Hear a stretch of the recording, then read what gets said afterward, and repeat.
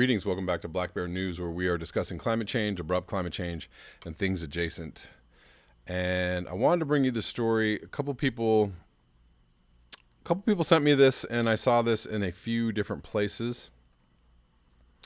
And I want to read this because it brings up some interesting points. It's titled "The Misogyny of Climate Deniers" from the New Republic. And, I have to say I'm slightly hesitant to, when people start, kind of painting things as misogynist or sexist or whatever, sometimes that can be used as a weapon. And in this case, I don't think it is. Although, I don't know if it's, I think it's stating something that's already pretty apparent,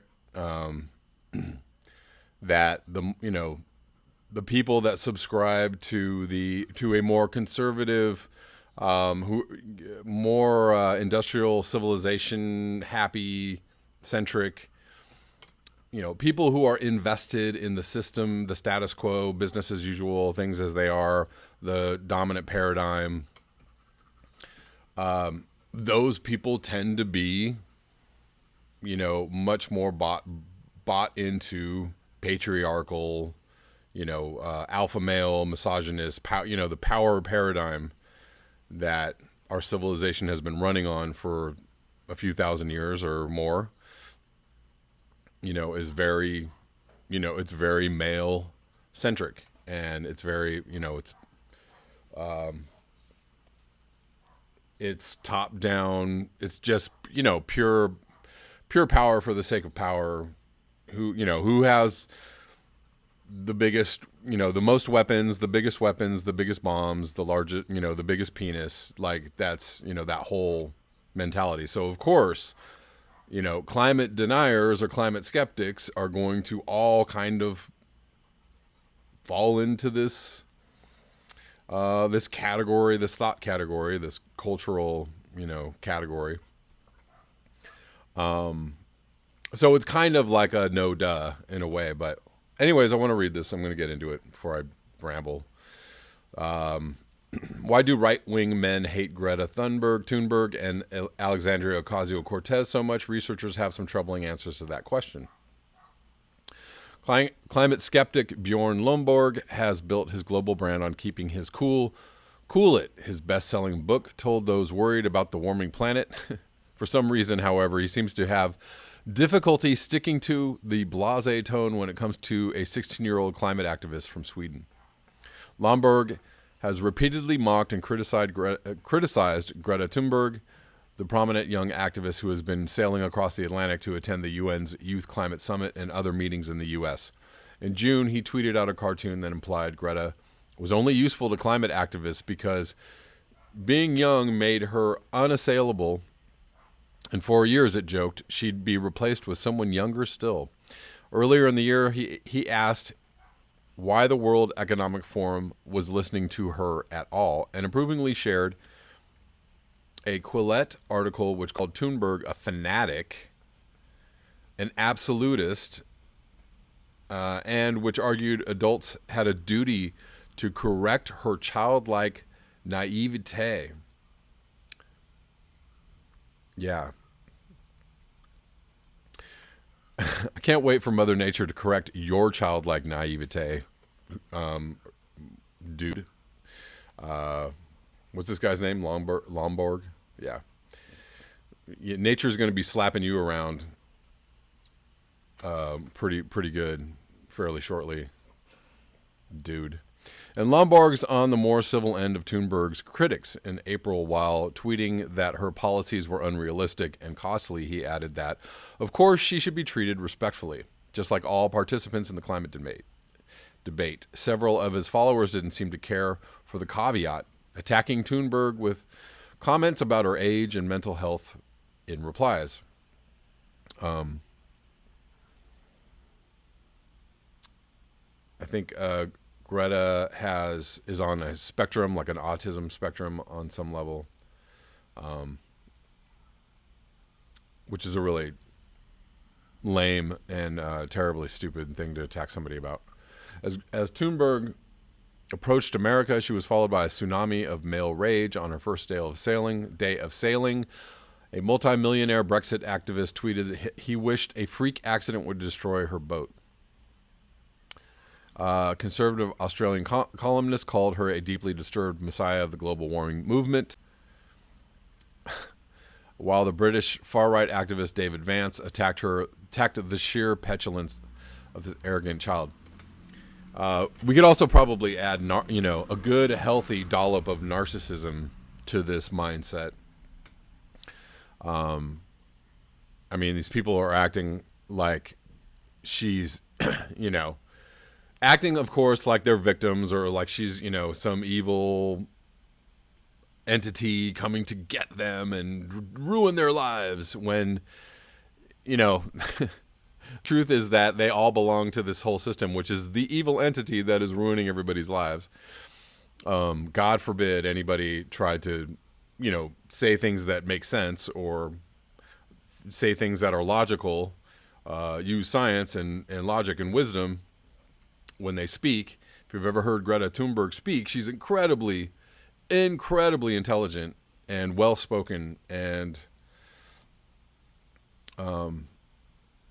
incredibly logical. So, we can't have that. So let's just, paint her as some lunatic, deranged, etc. This is how gaslighting works. This is how, narcissistic abuse works.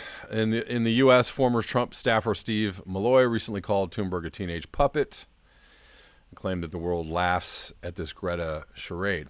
While a widely shared far-right meme showed Trump tipping the Statue of Liberty to crush her boat, we can expect a surge of similar attacks in the U.S. as she arrives in New York this week. While these examples might feel like mere coincidence to some, the idea that white men could lead the attacks on Greta Thunberg is consistent with a growing body of research linking gender reactionaries to climate denialism. Some of the research coming from Thunberg's own country, researchers at Sweden's Chalmers University of Technology, which recently launched the world's first academic research center to study climate denialism, have been for years examining a link between climate deniers and anti-feminist far-right.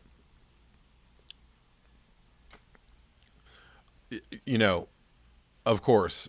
And I mean, I don't know if you need to study a link. I just think it's pretty obvious, and it's just part and parcel.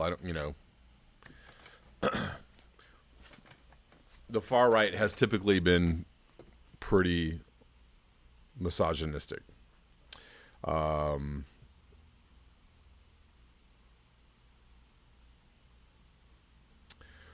Let me see. The connection has to do with a sense of group identity under threat. Holtman told me an identity they perceive to be under threat from all sides, besieged as they see it, both by developing gender equality. Holtman pointed specifically to the shock some men felt at the Me Too movement and now climate activism's challenge to their way of life. Male reactionaries motivated by right-wing nationalism, anti-feminism, and climate denialism increasingly overlap, the three reactions feeding off of one another. Indeed. So I don't think I'm going to read this whole thing because it can get very long if I do that. But you see it kind of pervasively everywhere. Of course, Alexandria Ocasio-Cortez and Ilhan Omar and Ileana Presley, are being attacked viciously by Trump and, other conservatives, and being smeared and, all that stuff. It's pretty pervasive, and it's, very threatening to have progressive women, basically speaking truth that is quite popular, right? So you have progressive women being the mouthpiece for a another narrative, for another paradigm, another pattern or system of thought, or another viewpoint, which is quite popular with men and women, women and men. But the right wingers dislike it, and I don't know. And you could just turn on Fox News at any point of the day and see both women and men of the right wing ilk just totally smearing these women, and totally smearing anybody progressive. Yes, it's definitely misogynistic, absolutely. And but I think that there are plenty of men in the extreme environmentalist movement. There are plenty of men in the progressive movement, compassionate, caring, of a wider spectrum of thought. And this is not all about not all men are right wing, crazy, power hungry, paradigm supporting misogynist. That's not true. So I don't know. Anyways, they bring up interesting points in this. I'm going to link it below. Just thought it might be a good point of discussion. Also randomly interestingly, I saw the other day, I was going to read it just because it was probably going to be funny, but also stupid and ridiculous. Somebody posted a study that somebody did about how men felt about recycling, and it was shown that they were afraid to recycle because they didn't want people to think they were gay. Whatever. So, and there you go. There's this kind of, I don't know if you want to call it toxic masculinity, or just like wrong ideas about what it is to be a man, or masculinity, or being, homophobic or whatever. I can't recycle because I might be gay. Somebody might think I'm gay. How's that for fragile masculinity? But it's a thing. It's a definite thing. It's a definite problem, and included in the fact that a wide swath of society doesn't even care really about what's going on with climate change, doesn't even really care about what's going on politically, doesn't even really care about what's going on with the environment, doesn't really care about what's going on with people and their rights, and people maybe evolving into better ways of thought. There's just a lot of people that just don't give a crap, a flying shit about other people. So I don't know. And this probably goes closer to what's wrong with humans, all humans, that we can be incredibly thick-headed and dumb. Anyways, I think I've spoken about that enough. I'm going to link that article, and I wanted to move on to this. This is pretty scary. And this has already been going on, but this is from September 2nd, 2019. DARPA unleashes anti-meme militia to fight deepfakes and polarizing viral content. And interestingly, I've heard that, social media companies have already been engaged in creating algorithms to fight this. Facebook, all social media companies, Instagram, Facebook, YouTube, Twitter, whatever. Because they can't. So apparently it's easier for them to censor texts, or, they can censor video links or whatever. But apparently it's harder for algorithms to read memes. So that's why a lot of like the QAnon people and other entities use memes, or they, because they think that these algorithms can't read them or not. I don't know. I don't know about the veracity of that. I haven't done any super deep research into that. Maybe somebody else knows more about this than I do. The Pentagon has unveiled an initiative to fight large-scale automated disinformation attacks. So all of this I find extremely scary and frightening and alarming.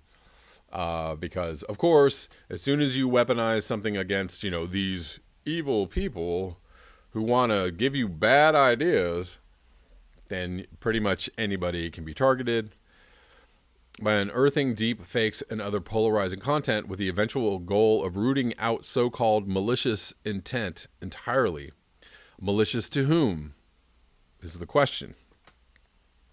Mostly malicious to the power paradigm, right? To the powers that be. That's what they want to root out. Anybody who's anti-establishment, anti-military, fossil fuels, anti-industrial civilization, you are the target. The Defense Advanced Research Projects Agency, DARPA, is seeking software capable of churning through a test set of 500,000 news stories, photos, and audio-video clips to target and neutralize potentially viral information before it spreads. In DARPA jargon, the aim is to automatically detect, attribute, and characterize falsified multimodal media to defend against large-scale automated disinformation attacks. Polarizing viral content, however, includes inflammatory truths.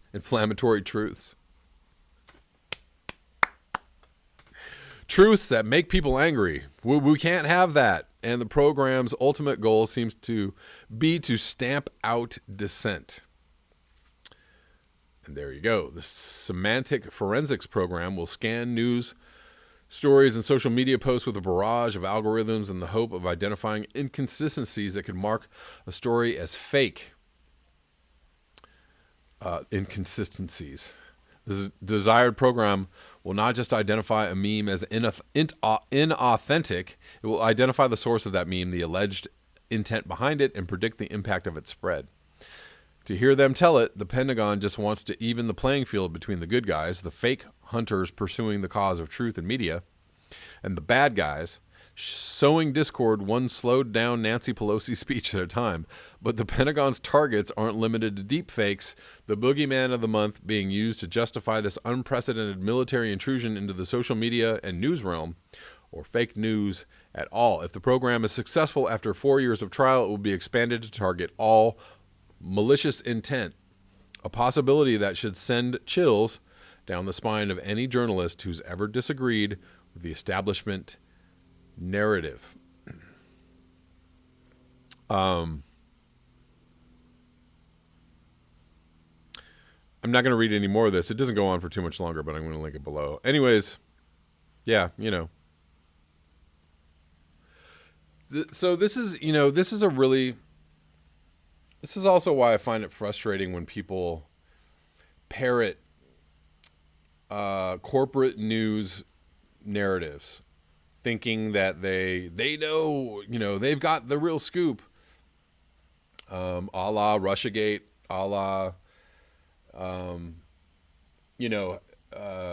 anti-Semitism has been totally weaponized, right? So, if you talk about AIPAC or talk about BDS, which is basically a boycott against AIPAC and Israeli lobbyists, and what Israel's doing to Palestinians. You can smear anybody who's involved in that is smeared as anti-Semite, which is, they're not anti-Semitic. They're not against Jewish people. They're against the fascist Israeli state and their corporate lobbyists, which have a lot of control and power over our government. So all of these, the ideas of free speech or hate speech or I don't know what else you'd want to call it, terrorist speech, anti-authoritarian speech, anti-establishment speech, any kind of speech can be, deemed, well, dangerous. That's why so many YouTube channels get demonetized if you're talking about anything that goes over a certain line. If you talk about, Epstein or, et cetera, et cetera.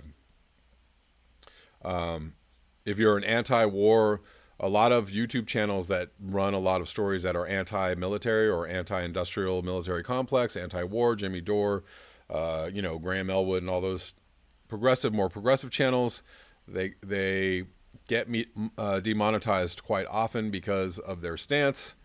So that, that's, absolutely, deemed as whatever. Not necessarily hate speech, but, speech that is not allowed. It's inappropriate or whatever. Inappropriate for advertisers is a really, nice way to put it, I guess. And this is only going to get more intense. Of course, you have people smearing Greta Thunberg and XR and climate activists. You had this guy on, I think it was Sky News or whatever channel it was, it was BBC, saying that the police chief of London had called Roger Hallam a terrorist.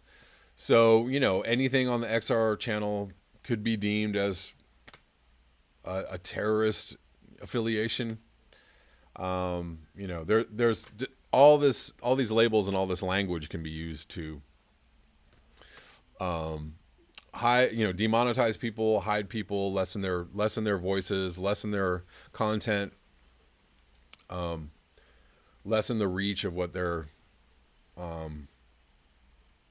the information they're trying to put out, and it all roads lead back to government / corporate control. It would be really nice if we started to develop alternative social media channels, alternative to YouTube, alternative to Facebook. I don't know why, there are other channels that are, there's thousands of other channels, of other video channels and social media channels, but they just don't have the popularity of the majors, the Twitter, the YouTube, the Facebook, the Instagram. It would be great if one of these lesser knowns could take off, that we're not controlled by corporate state actors. That would be great. We could probably get a lot more done and see a lot more action and see a lot more coalescing around, progressive movements and climate movements.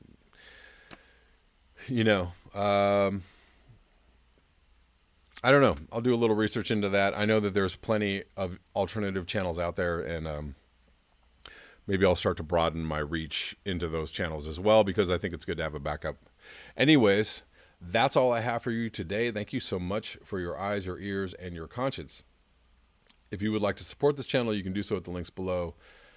Until next time, peace.